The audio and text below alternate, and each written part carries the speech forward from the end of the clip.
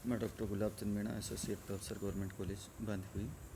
कल हम बात कर रहे थे राजनीति विज्ञान इतिहास के संबंधों की बात कर रहे थे, अंतर अनुशासनात्मक दृष्टिकोण के संदर्भ में। आज हम बात करेंगे राजनीति विज्ञान और अर्थशास्त्र के साथ में क्या संबंध है और राजनीति विज्ञान और नीति शास्त्र के साथ क्या संबंध है। राजनीति विज्ञान और अर्थशास्त्र में इतना गहरा संबंध है कि प्रारंभिक लेखक अर्थशास्त्र को राजनीति विज्ञान की एक शाखा मानते हैं। यूनान उसे राजनीति अर्थशास्त्र, पॉलिटिकल इकोनॉमी कहते हैं, और प्राचीन भारतीय राजनीति कौटिल्य ने राजनीति पर जो प्रसिद्ध पुस्तक लिखी उसका नाम अर्थशास्त्र था। इस प्रकार राजनीति विज्ञान कई मान्य ग्रंथों, अरस्तु की राजनीति, लॉक की नागरिक प्रशासन पद्धति लेख उन विषयों का विवेचन मिलता है जिन्हें आजकल अर्थशास्त्र में सम्मिलित किया जाता है। वर्तमान समय में विशेषीकरण, स्पेशलाइजेशन के परिणामस्वरूप अर्थशास्त्र को ज्ञान की एक पृथक शाखा के रूप में मान्यता प्राप्त हुई। प्रसिद्ध अर्थशास्त्री मार्शल ने लिखा कि अर्थशास्त्र जीवन के साधारण व्यवहार में मनुष्य का अध्ययन है और ये व्यक्तिगत और सामाजिक कार्यों के उस भाग का परीक्षण करता है जिसका भौतिक पदार्थों की प्राप्ति और उसके प्रयोग के साथ अत्यंत घनिष्ठ संबंध है।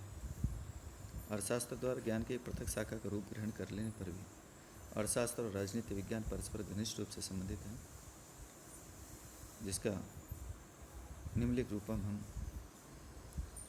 सम्मिलित कर सकते हैं। समान उद्देश्य, दोनों विज्ञानों का मुख्य उद्देश्य मानव कल्याण है। एक का लक्ष्य राजनीतिक कल्याण है तो दूसरे का आर्थिक कल्याण है।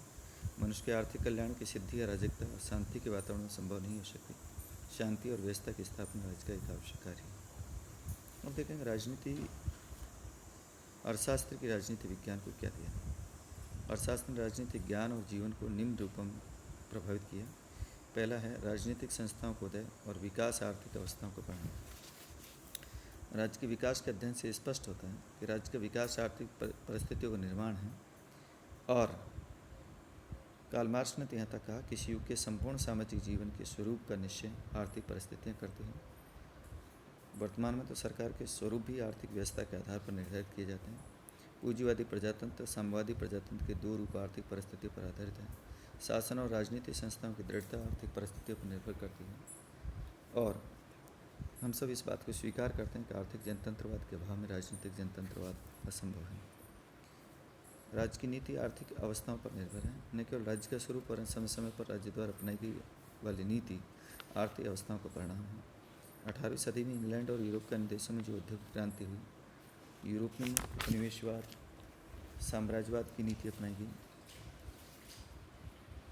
नेक्स्ट बात है राजनीतिक घटनाओं, आर्थिक गतिविधियों का परिणाम। राजनीतिक क्षेत्र की महत्वपूर्ण जो घटनाएं आर्थिक गतिविधियों के परिणाम से घटित होती हैं। 35 में जैसे स्पेन की गणतंत्र सरकार ने श्रमिक वर्ग के हित में कानून निर्माण का प्रयत्न किया। अब हम देखेंगे राजनीति विज्ञान के अर्थशास्त्र को क्या देना। राजनीति विज्ञान भी निश्चित रूप से अर्थशास्त्र और आर्थिक क्रियाओं को प्रभावित करता है। पहला है अर्थव्यवस्था प्रशासनिक स्तर पर निर्भर होती है। अर्थव्यवस्था बहुत ही सीमा तक राजनीतिक और प्रशासनिक स्तरों पर निर्भर होती है। आर्थिक और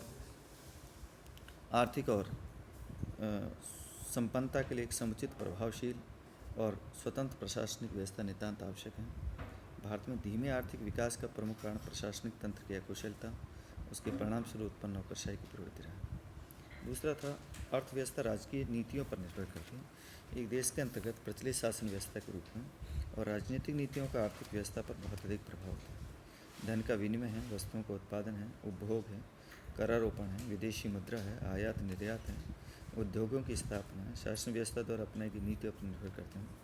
व्यक्तिवादी विचारधारा के अनुयायी राज्यों में प्रमुख उद्योग धंधे किसी सीमा तक देश का आर्थिक विकास, आर्थिक जीवन स्वतंत्र रूप से व्यक्तियों के हाथ में रहता है। लेकिन समाजवादी, साम्यवादी राज्यों में आर्थिक जीवन पर राज्य का नियंत्रण रहता है। भारत के तत्कालीन शासक भारतीय राष्ट्रीय कांग्रेस द्वारा समाजवादी ढांचे के समाज, सोशलिस्टिक पैटर्न्स ऑफ सोसाइटी की स्थापना का प्रस्ताव स्वीकार किया गया। बैंकों का राष्ट्रीयकरण, राजाओं की प्रिवी पर्स का उन्मूलन, शासन द्वारा गेहूं के थोक व्यापार के अधिग्रहण आदि बहुत सारे कदम उठाए गए। युद्ध का प्रभाव और मूल्य और अर्थव्यवस्था पर उनका प्रभाव पड़ता है। अमेरिका की आर्थिक स्थिति में अपेक्षाकृत गिरावट उत्पन्न होने का प्रमुख कारण है वियतनाम युद्ध, भाषण भारत चीन युद्ध, 65-71 के भारत पाक युद्धों की आर्थिक स्थिति पर विपरीत प्रभाव पड़ा।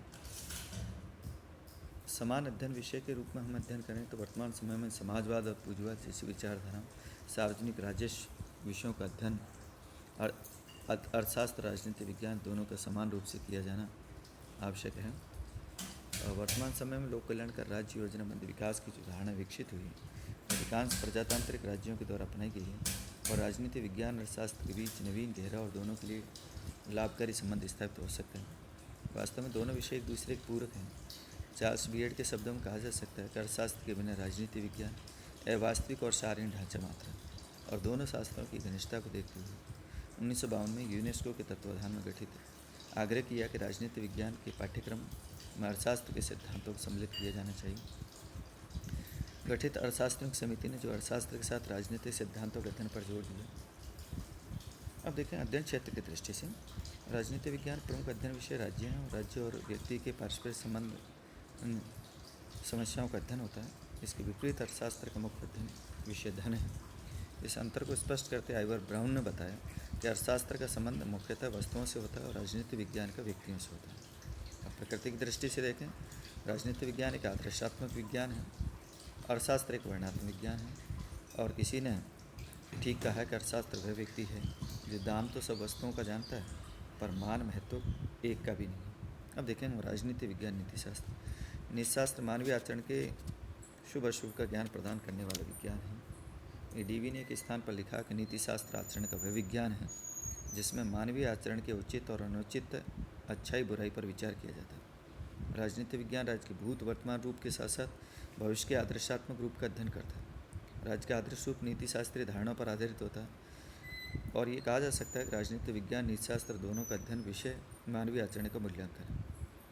इसलिए इतिहास में दोनों विषय परस्पर संबंधित रहे। आज भी दोनों विषय परस्पर घनिष्ठ रूप से संबंधित हैं।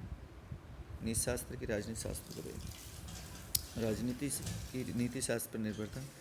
अनेक प्राचीन लेखों राज्य को एक नैतिक संस्था माना जिसका उद्देश्य मनुष्य का अधिकाधिक कल्याण करना है। प्लेटो ने राजनीति की एक शाखा माना और राज्य का सबसे बड़ा उद्देश्य नागरिकों को सदाचारी सच्चरित्र बनाना है। राज्य जीवन के लिए अस्तित्व आया और सब जीवन के लिए विद्यमान है। अर्थों का तात्पर्य नैतिक जीवन से राज्य के नैतिक जीवन की प्राप्ति नीतिशास्त्र की सहायता से की जाती है। नीतिशास्त्र के बिना राजनीति का अध्ययन विफल है। समस्या ये नहीं है कि सरकारें क्या करती है, यह है कि उन्हें क्या करना चाहिए। नीतिशास्त्र राजनीति व्यवहार को उनका स्तर और उद्देश्य प्रदान करता है। मैकियावेली हाफ जैसे राजनीति विचारकों के द्वारा राजनीति को नीति से पृथक करने का प्रयत्न किया गया। हेरोल्ड लॉसबर्न राजनीति मूल्यों को स्वतंत्र विज्ञान बनने की चेष्टा की है। नेक्स्ट कल हम बात करेंगे